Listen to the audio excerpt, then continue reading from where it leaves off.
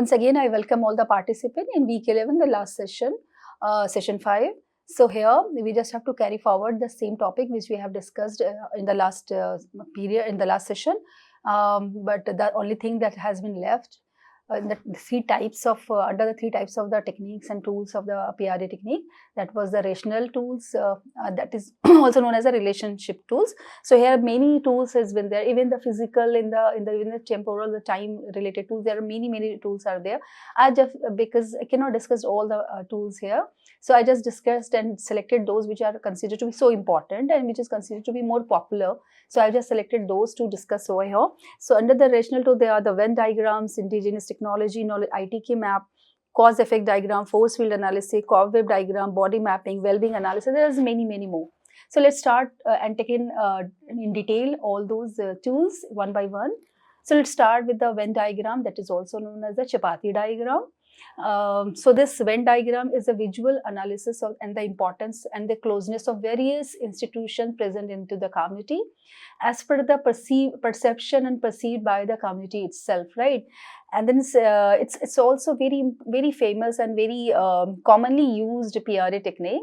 It can also help to identify which institution can be strengthened and where intervention is required. Means if the community is, it's about the need assessment or regarding the different institutions. So if the community is through the need assessment identify that certain needs or certain institutions is much more of their need, but that is not present into their community, so that needs to be intervened into that, right? So Venn diagrams helps in institutionalized analysis and to understand the local institution, their membership, service provided and relationship within that village, whether it is Panchayati Raj institutions or the schools or the hospitals, anything. So external institution operating in area, how do the villages perceive those services and give importance? Maybe the CHCs which has been there but outside the villages, and that the community member is availing those services.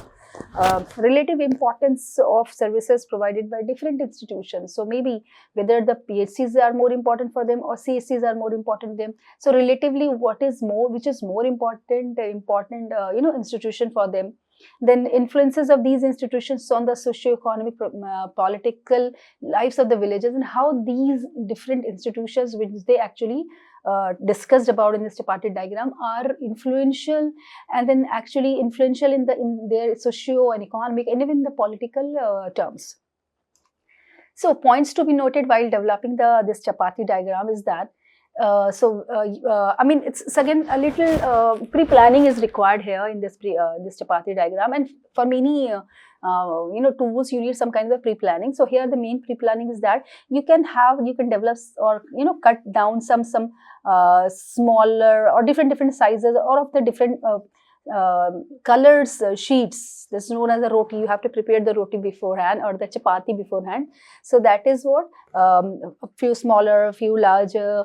If you have this actually makes you to prepare this tool and to use this tool and to develop this tool with the help of the community member and by the community member more easily if you have all these circles ready-made prepared by you beforehand. So that is of the different sizes and of different colors. So to signify the importance, I mean, the bigger the slice, chapati or the circle, that shows the more important that institutions are for them, right? So largely distant circles or no or little contact. Also that once we see that how this is important to understand the distances.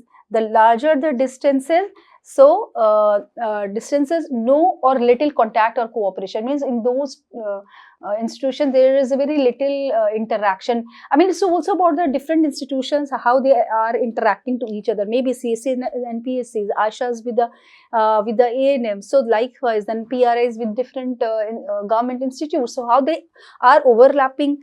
Or they are not at all interacting with each other, means they have their work separately. So that largely distant circles, the distance signifies that there is no relationship. Circle close to each other, close to each other, only loose contact exists. So, touching circles means if the circles have to touch each other, so that shows that some kind of the cooperation. But if any circle is overlapping to each other, that means that so close cooperation between these two, and there are many areas which they actually that is common to both of the institutions. So this is what through this you can actually produce a very visual representation of the kind of the needs of the different institutions which has been considered to be important by the community member, but that is maybe not be present or maybe present to the community. Use different colors and different sizes to signify the impact and importance. How to do it? So this to visually depict the allocation of the resources, tasks, or the decision-making power among different groups or individuals in the community could be done through this need assessment, and how you can move with. So a big circle you have to form representing the participant or boundary. So first thing you have to do that you have to draw a big circle, maybe on a ground or in a chart, bigger charts. You just have to draw a larger circle like this, right? This circle that signifies the boundaries of the community. Write the name of the village at the center if you want to write. Ask the participant to list the organization, institution. It could be government, non-government, SHGs, it could be a forest department and PRIs, whatever, in whichever institutes, and then the organizations which actually wanted to put into that, not you but the community members want to discuss about that while discussing about the need assessment. Ask them to discuss for each organization how important is for them. See, always keeping in mind, never be in rush, right? Don't be in hurry. Be very calm. Listen carefully, ask the question just to facilitate and to get the right answer, right? So like to ask them to discuss for each organization so much in detail how important are those institutions for them. The most important ones are them drawn in a big circle. The larger the circle, the larger the influence and the importance of that institution, and the less important ones is in smaller circles, vice versa. I mean, definitely ask the participant to compare the sizes of the circles and to adjust them so that the sizes of the circles represent the importance of institutions, organization or a group. Then after making the big circles, you just ask them, writing those institutions. First thing is that it's always, it's my suggestion that always before preparing this chapati diagram, just in a chart paper, just ask them the priorities of those institution. Otherwise it became difficult, because once you write in one circle, in the bigger circle, another says no, this is not that much important, another is more important. So this is my personal experience. So I usually do that. I first ask to all the write down all the institutions which are needed to be discussed that night. So whatever the institutions that is coming out from the community members is write down 1, 2, 3, 4, 5, and then ask them which is more important. So if the 4 and 5 says that this is more important, then I ask again and again, okay, everyone is agree that this is the most important thing, and then I just write it down as like the PRIs or the community health center for them is maybe more important. So I just put it the numbers like 1, and then maybe the ASHA as like 3. So accordingly prioritize the needs as per the voting coming out from the community member. Now it became so clear which institution is of more important for them. Now it's not about that which whether that institution is present into the community, overlapping, that is another task that we will do while we preparing the whole chapati diagram. So right now this is just to prioritize the needs, ask with the help of and through the asking the question from the community member, and then accordingly you just put the name of those institution into the bigger and to the smaller chapatis relatively. So now draw circle representing each subgroup ho gaya. That circle is divided into segments based on the allocation of resources. The size of the circles can indicate the relative influences of the power. When the group is happy with the size distribution and the card circles representing the institutions, they will be fixed onto the chart paper. I mean, after whole discussion, after writing all, prioritizing and then writing all the into the different size of the chapatis and then circles, now ask to the community members, put them in the circle. That circle signifies the village. This circle signifies the village. So if they says that maybe CHCs are so, or the hospitals are very important for them, maybe, but that is not within the community, right? That could be in the, or CHC, could be CHC, that is not, but in the it's a farther from that community, it is near to another community, and some community maybe on boundary, that means that is somehow, I mean, it is approachable, but it is maybe two villages has been sharing the same thing. Maybe the ANM which is coming is coming into the just adjacent villages, but very closer to that village. So it could be somewhere in the boundary of the village, and then so accordingly, see, that bigger the circle, that shows the importance of that institution, but putting that circle outside the village, this shows that it is not within that community. Maybe any another very important institutions, maybe PRI, that is definitely within the community, but that is important thing for them, important institution for them, but they know that they have to put it within the community, so that is present within a community. So this is what way, I mean, what are the important, whether it lies into the boundary or within the community, very core to the community or outside the community, right? So then, so this is one when I just draw a prepared map. So accordingly, I just have to mention here. I hope that you understand this all. So just also put one very center of this whole circle to signify from where the everything is to be distributed. So next method is about indigenous technology knowledge, ITK map. I hope before coming to the ITK map, I hope you understand the whole importance, and then how this chapati diagram and Venn diagram could be prepared, and what is the usefulness and then significance of that need assessment diagram. So the larger the circle, the larger the importance, the farther the circle outside the community, this means that is out of their somehow reach, that is difficult to go there, and it is not accessible by them. And if anything which is smaller in size, that but I mean less important, but within community, and maybe the smaller the circle which is less important, that's found somewhere outside the community, maybe beach ghar, important for them, but that's not needed to be frequently. So if it is outside the circle, it's okay. So then accordingly, we can, as an analysis, we can, as a planner, we can think on that, how the things which is very important for them, but that is not accessible to them, how to make it accessible to that community. So that is the next question for the implementation. Now coming to the indigenous technology knowledge, ITK map. This is another very important, not so famous, but nowadays it has been started taking into consideration, and talking about the indigenous knowledge is an important and integral part of learning, because we have to learn a lot of the things, lot of the indigenous aspects, and the learning from the community, and that is very beneficial even for us, even for the overall development. But wherever there is a gap in those indigenous learning or indigenous knowledge, that can be filled by some modern knowledge. So if any indigenous knowledge which is fruitful, which is good, but it could be, if added with any kind of the modern approaches, the benefit could be enhanced. So that is what we have to do through the indigenous technology knowledge. So indigenous technology knowledge map under the participatory rural appraiser or PLA technique is a tool used to document and analyze the local knowledge, skills and technology developed by community itself. These technologies are typically passed down through generations to generations and well adapted to the local environment and cultural and economic conditions. The ITK, that is the indigenous technology knowledge map, helps highlight and preserve these valuable practices within ensuring this integration with the development programs. So indigenous technology knowledge map of the village portrayed the ITK used and followed by the villagers in the field of agriculture and allied in any other field, even in the health fields.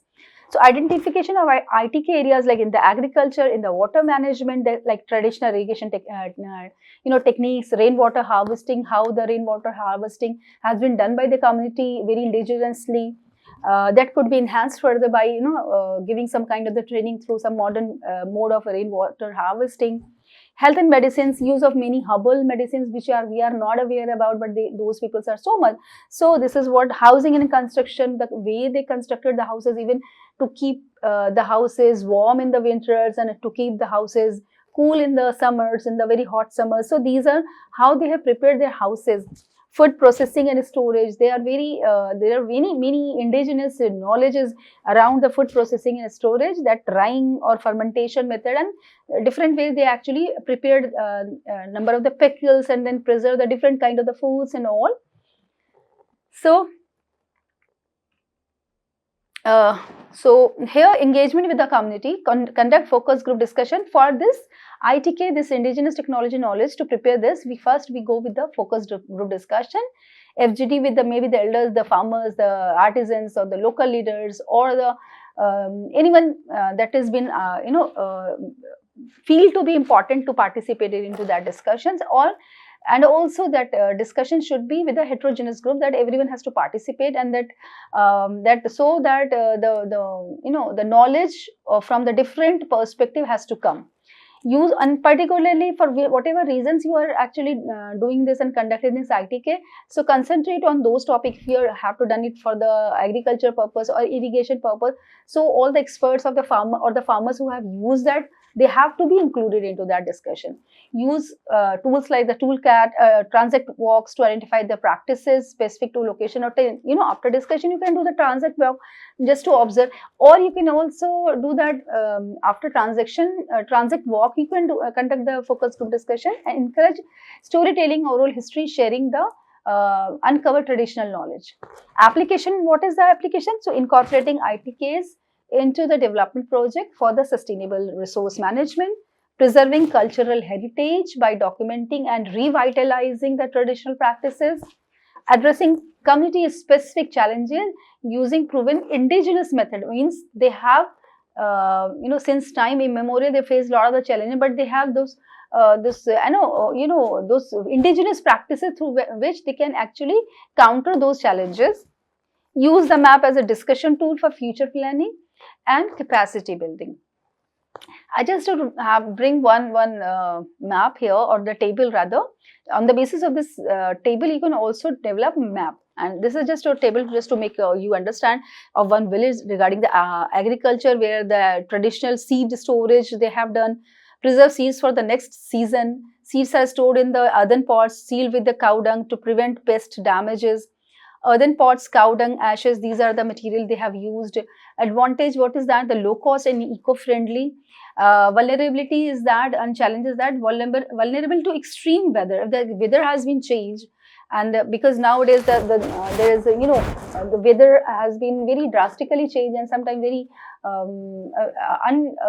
you're not expecting some kind of the weather at one period of the time, and then it happened. So unexpected weather issues is also could create a vulnerability and could create a challenges for such kind of the ITKs. So how that we can could be cope up? So scope for the modern application can be combined with airtight containers. So instead of the earthen pot, it can be used by the airtight container. So to prevent any external weather issues and then concerns. So that is what. And then water management, bamboo irrigation system, channelize water to fields. So I mean how the ITK they use that. Hollow bamboo pipes are needed to divert spring water to agricultural fields to as like in a pipe it has been used. So material here is bamboo and local tools. Advantage, sustainable, easily available material, which is so common into certain areas like in the Jharkhand and all. Fragility, limited to the small flows. I mean, usually it happens that using the bamboos as like pipe to make the water to flow. So it is what limited water definitely has been flow because of the circumference is not that much. Fragile, definitely it's more fragile, means continuously using that it is not that much sustainable that way. So what the modern way we can use PVC pipes for the durability. So that way there is food storage and construction and pest control and clothing and wave and health and medicine in every aspects or whichever aspects specifically you can go with as per the demand of the project, right? So you can discuss about how the committee members actually are working into that. I do remember in one of the community in the Jharkhand. So when we discuss about that, how they use the seeds, either they buy the seeds every time, or they used the earlier or preserve the seeds for the next generation of the earlier cultivation. So they said usually they buy the new seeds, but few members, they said that we use the we preserve the seeds for the next season, but there is a problem of preserving the seeds, and that weeds could be possible affected or infected to that kind of the crops. The chances of getting weeds is more, unpets is more in such kind of the cultivation. So for that, what they do, they have put the in a water with the adding some salts. To check the salt, they just have to drop an egg. If the egg is floating on the water, that means that that the salinity is okay, and then they put all those seeds into those that saline water, and whichever the seeds is settled down, that is okay, and that is free from any kind. I mean, if they are going to sown, the chances of getting weeds and then pests is less. So whichever and whatever amount of seeds which is floating on the water, that all are useless, and that has to be they are not to be used. And so then taking out all the seeds which are settled down, wash it again with a clean, with the to eradicate all the salts from there, and then settle down it, and then they use it for the cultivation. That is what I personally feel so interesting indigenous method to adapt to preserve the seeds, and to use the seeds to minimize the chances of getting any kinds of the pests. So likewise, there are a lot of traditional methods, like the healing methods, they have many. So how to how that is useful, and where is the gap and challenges that could be resolved through adding some kind of the modern modes. Next very important PRA technique under this is wealth ranking. Wealth ranking, this can be used to investigate, perception of wealth differences and inequalities in a community, in order to discover local indicators and criteria of wealth and well-being, and to establish a relative wealth of households in the community. Inequality of wealth that can be seen invariably in every human community. I mean, that is, in every community there are some richer, some middle class. Among them, the way they have defined that. So richer and then poorer and then middle one. So in every community, it is it is a reality. So inequality of wealth can be seen.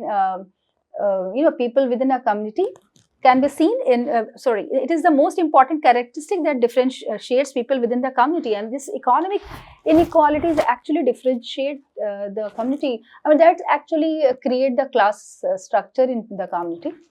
Development initiatives and efforts should be able to recognize through this method the differences, identify the assetless and then resourceless community member. So intervention could be done with them.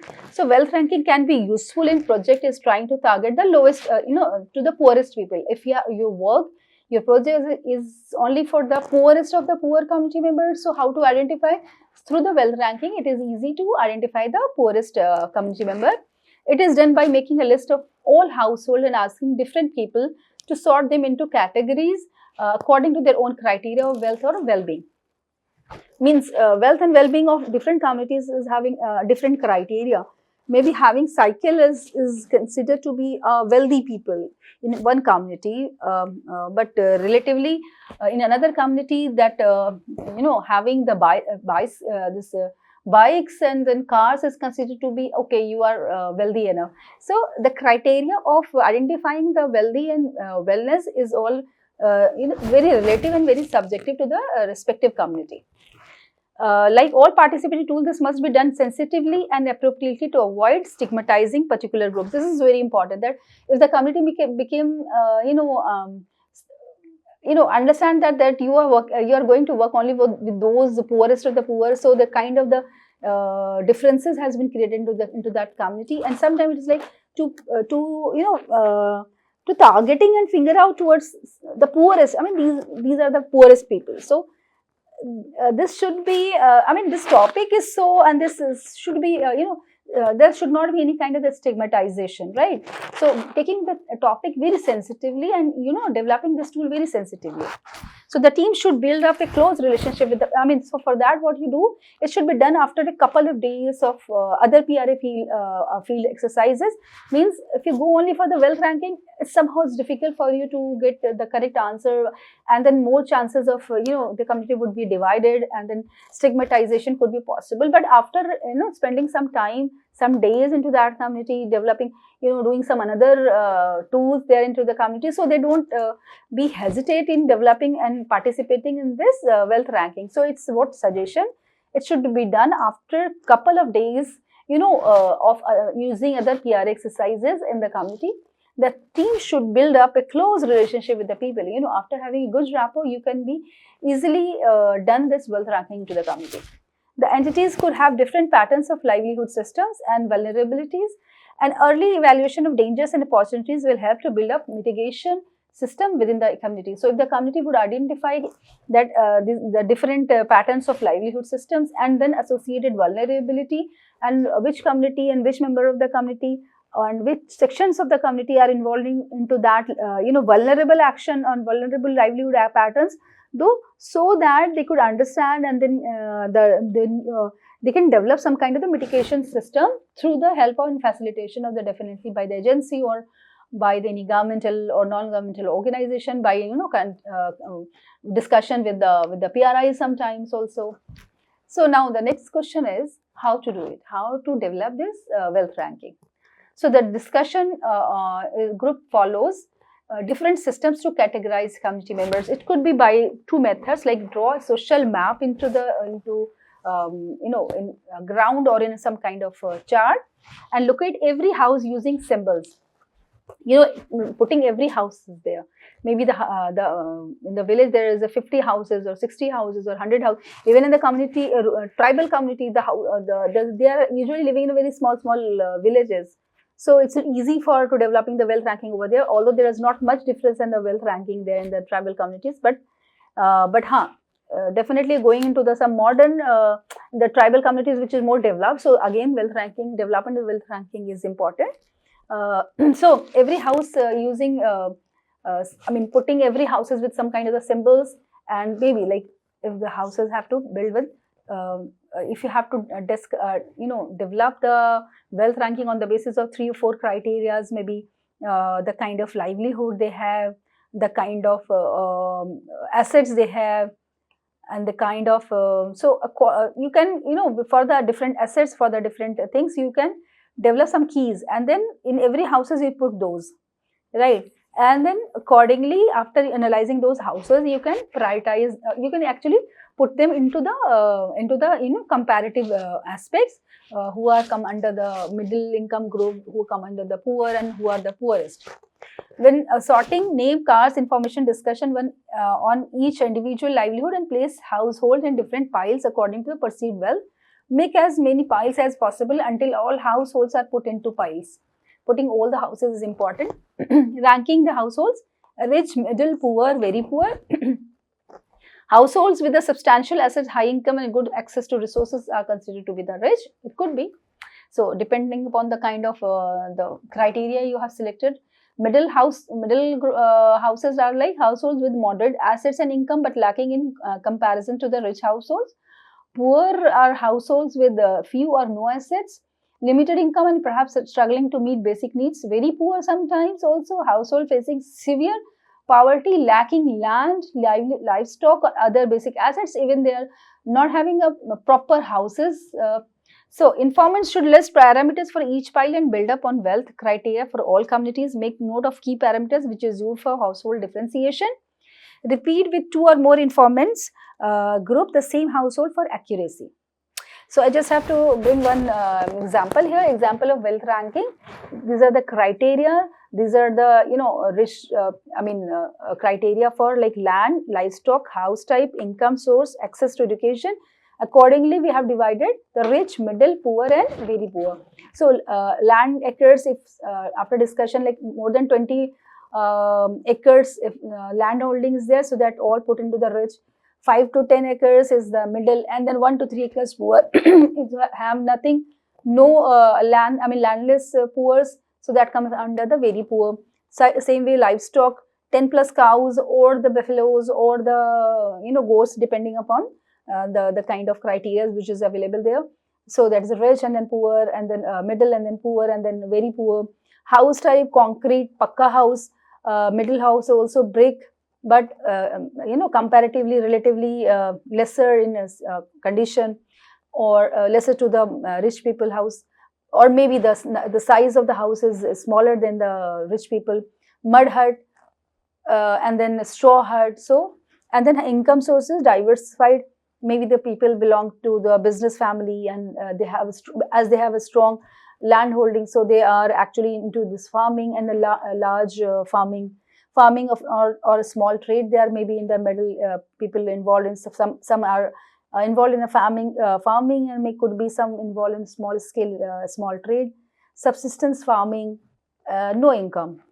There's sometime it could be the labor or the landless laborers. Access to education, all children are in a school. Middle class, some children in school. Poor, few children in school. Very poor, no children in school. So accordingly, you can develop more criteria on which the project is on, and as per the, you have to develop the wealth ranking of the community, and on the basis of the different criteria, you can also develop the different parameters to define this. So this is what the wealth ranking. Now, next is about the force field analysis, which I have told you that I personally do like it, and this is the last tool which we are supposed to discuss today. So force field analysis is a technique developed by sociologist Kurt Lewin, or even the psychosociologist, is employed to identify and analyze the forces affecting a problem situation so as to bring about a change. According to Kurt Lewin, any situation or performance can be viewed as a state of temporary equilibrium. This equilibrium is caused by two sets of opposing forces. Those which try to bring change, driving, facilitating or positive forces, and those which try to maintain the status quo, that restrain or resist or the considered to be the negative forces. Importance of force field analysis is what? Community empowerment, comprehensive decision making and strategic planning. So community empowerment, how? By involving the community in identifying and analyzing the forces. The PRA process ensures that all relevant perspectives are considered. Comprehensive decision making means it helps to identify hidden or unspoken concerns which can be addressed before they become barriers. So after discussing and developing the force field analysis, earlier maybe the community were not aware about those constraints and those issues. Strategic planning, after developing the positive and negative forces into creating that situation, strategic planning could be developed. It leads to actionable strategies for both promoting change and reducing opposition. How to do it? So write or draw the problem which the group of the participants wants to discuss on sheet of paper. Try to make the problem as quantifiable as possible. Keep the sheet of paper with the problem written, depicted on in front of the participant, and ask them to concentrate on the problem. Okay, these are the problems which you have talked about. Like for example, I have brought one and developed one force field analysis for you. It's a village planning to introduce a new sustainable farming practices. So if to introduce any farming practices, what are the driving forces which is actually pulling it up and helping it out, or the positive forces, and what are the things which are actually resisting forces are considered to be the negative forces which is pulling it down. So this line shows the present situation, that is what the equilibrium, this line. So according to the Kurt Lewin, whatever situation you are in equilibrium. There is always some kind of the positive and the negative, or driving forces, or the resisting forces is there. So you actually to be in an equilibrium. Everyone everywhere is in the equilibrium. If anything has been disturbing, either in the driving force or in the resisting forces, the equilibrium will disturb, and again try to bring it into the equilibrium state. So after looking into this village planning, to introduce the farming practices, the potential for increased yields, the community is having a lot of the potential. Maybe they have a good soil, the soil fertility is high, they have a good irrigation facility. Positive experience from neighboring villagers. So Another driving force or positive force is that the committee have analyzed that the neighboring village is being developed, and by using this new farming practices, government or NGO support. I mean, there are some kind of subsidies is also coming on, and then maybe the NGOs are coming to support you for the training and all. So these are some positive or the driving forces which is actually trying to pull it out. And this also been always when you go in a community, take some balloons. Usually we do that, right? So this balloon signifies that it trying to pull it up, and then using some kind of the stones, so pebbles, to show it how negatively it trying to pull it down. So there are many factors present into the community which is actually supporting, and there are a lot of the factors within a community which is not at all supporting, which is actually trying to resist the whole situation. So this is what, and see, the resisting forces here like fear of failure. Maybe the community members say, no, we are not going to do that. We are not capable of that. Our land is not that much, and we are already doing some other kind of the cultivation that we are okay with. And traditional farming practices that are well established, and they say, no, I mean, what I've said, that we are okay with whatever the traditional practices we are with. Lack of technical knowledge and training. So they don't have, training of that modern and the farming practices, which is considered to be more sustainable, and that for that government and the NGOs are trying to, bring into that community. But they usually fear that they don't have that knowledge and all. Even they want it, they don't have that. Technical knowledge or training. So for that, maybe some NGOs are coming forward to support that. So through this all, the positive factors and the negative factors, you can very easily identify what are how you can, actually, and another thing, the longer the arrow or the distance from this equilibrium, the larger the forces, right? Same way, if it is anything is here, so it is more power to pulling it out. I mean, this is a more positive aspect, and whichever is the longest in the resisting forces.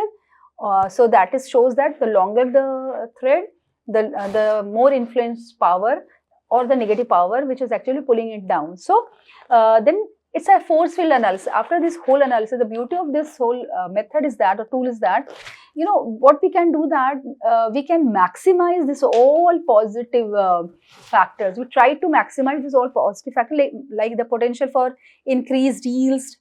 So how we can enhance further positive experiences from the neighboring villages. So I mean, these are, and apart from that also, if they have a land soil which is a fertile soil, how to make it further more fertile. So and the negative forces, fear of failure, how to minimize this fear of failure. So and then strategically we have to plan that if they don't have, if they say that they are not technically sound, or they don't have they don't never receive any kind of such training. So as a planner, we can plan for some kind of a training program. So what is that? Just after looking into those force field analysis, you can be very you understand better that what needs to be enhanced further, what needs to reduce further, and it gives a picture that what are the forces which is positive, which is negative for that particular situation. Okay, so I mean, this is all about. Now the last thing which actually we want to discuss here, linking PRA to community work. I mean, how this is very important, that participatory rule appraisal and participatory learning and action is important tool for the community work, for which we are actually talking throughout in this paper. So identifying the issues, it helps in identifying the issue. How? Using PRA tools like community mapping, problem ranking, community identities, that access to clean water is a major concern, maybe is an example. So in identifying the issues, we can use number of the you could say the tools and techniques, community mapping, even the this chapati diagram or the Venn diagram, which we have discussed today. Assessing the situation. So the community uses transect walk to assess the location of the current water sources, and seasonal calendar to determine water availability throughout the year or not. Even the daily chart, right? Planning solution, how you can, with what kind of the tools you can plan for the solution. So through participatory workshop, the committee decide to build the new well in the central, or through the this force field analysis, that is planning solution, how to minimize the negative forces and how to maximize the positive forces, through which we can bring a positive equilibrium, positive situation for that particular thing. Implementation and monitoring, committee members take the lead in the gathering local resources while external support is used to technical expertise. The committee monitors the progress through committee meetings and participatory evaluations. Implementation and monitoring could be done by many tools, even FGDs can be done through that. So listen, I mean, apart from all these tools, there are many tools like the body mapping is there, dream mapping is there. Please do study, because there is many tools. They cannot teach every tools in 1 or 2 sessions, right? So there are many metrics and many social problem trees are there. So these are very beautiful tools actually. So community empowerment, what are the importance of community PRA into the community work? So it's helpful in the community empowerment, building trust and collaboration. Once you have to work with them, it's very interesting tools and techniques. They have developed some kind of the interest and then develop the trust with you. Inclusive decision making, because the decision which has been through the PRA is taking everyone together, or even it is problematic that to bring everyone together, we can develop the 2-3 sessions with every section of the community, maybe with the women and with the males separately, or with the Dalit community separately. It could be possible that if you see that the things has not been that conducive, so you can do that, right? So to take everyone's perception on those. Locally driven development, because it comes from the community, so it's more the development is more locally. Sustainability of the project is more. If they would participate, they would analyze their own issues, they would actually actually visualize and analyze the things of by their own, enhancing local capacity, identifying and addressing social issues, conflict resolution and consensus building, and monitoring and evaluation. So in conclusion of this whole 11 week, I would say, even of the 10 and 11 week where we have started, and since in the 10th week to 11th week, we have discussed about the community participation, its importance, and how we can proceed with the community participation. What are the principles of community participation? Then we started discussing on the very important tool of participation and the research, that is the participatory rural appraisal, participatory learning and action. Within that, we have discussed its historicity, how it has developed and evolved. We have discussed about the different principles of it, what kind of the behavior which has been required from you, what are the important pillars of PRA PLA technique. Then we have discussed about the different tools of the community, of the PRA PLA technique, that could be divided into 3 different parts, like the space related, and then time related, and then relationship based, or the relational tools. Within that, we have discussed different tools, and I hope you understand all those tools, and I wish that you would apply and use those tools further in the community, and also learn more and more other tools as well. So as in concluding remarks, I would say that as an individual, I could do nothing. As a group, we could find a way to solve each other's problems. So that is what the beauty of the participation, and then again the beauty of two-way communication, or two-way teaching as well. Thank you so much, and please do have seen on the references of both the session, about the week of 11 and 12. Thank you so much.